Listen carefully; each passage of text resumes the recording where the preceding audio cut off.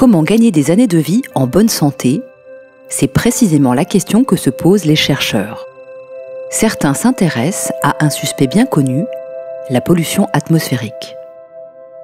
We persuaded groups of people. I think they were 100 people who had to go around for 2 hours carrying a backpack, and we put instruments in the backpacks, but also we drew blood samples before and after the walk, and we found a lot of things. Just a relatively small amount of pollution for 2 hours changed the physiological function.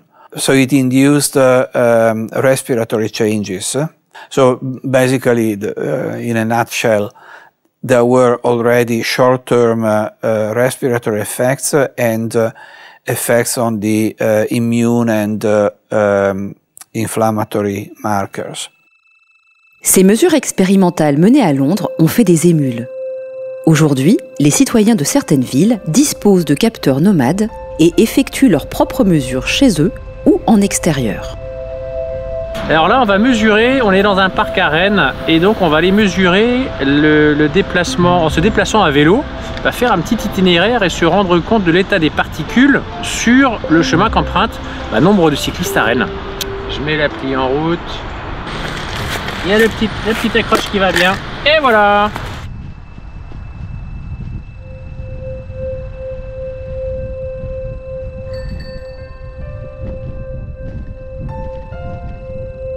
Moi, ce qui me surprend quand même, c'est ici. C'est cette partie-là où c'est quand même pas mal rouge. Alors que c'est des voitures principalement. Il n'y a pas de bus. Donc c'est vrai que... bon, là, il y a le parking. Et après, ici, il y a le canal. C'est intéressant ça aussi. Quand on débouche au niveau du canal, eh bien, on a l'impression que ça devient un petit peu plus vert. Comme si l'environnement... du coup, il y a plus d'air parce qu'en effet, c'est creusé. Donc ça dilue peut-être les particules.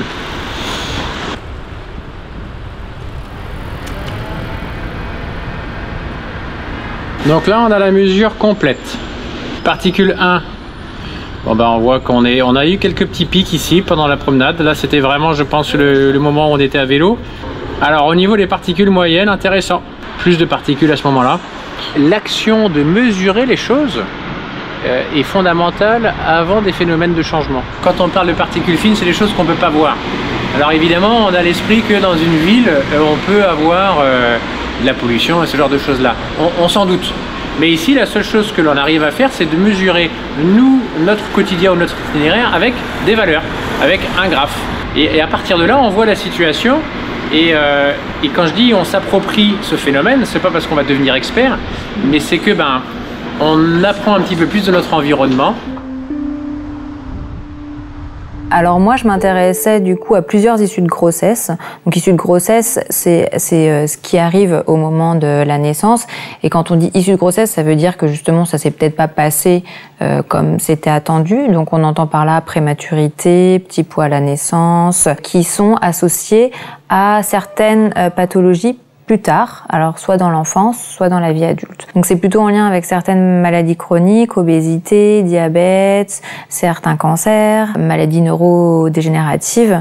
Donc en fait, on regarde ces issues de grossesse un peu comme un marqueur de ce qui pourrait arriver plus tard. Et comme je m'intéressais à l'impact de la pollution atmosphérique, j'ai essayé de mesurer la pollution atmosphérique qu'ils avaient autour de leur logement lors de la grossesse de ces femmes.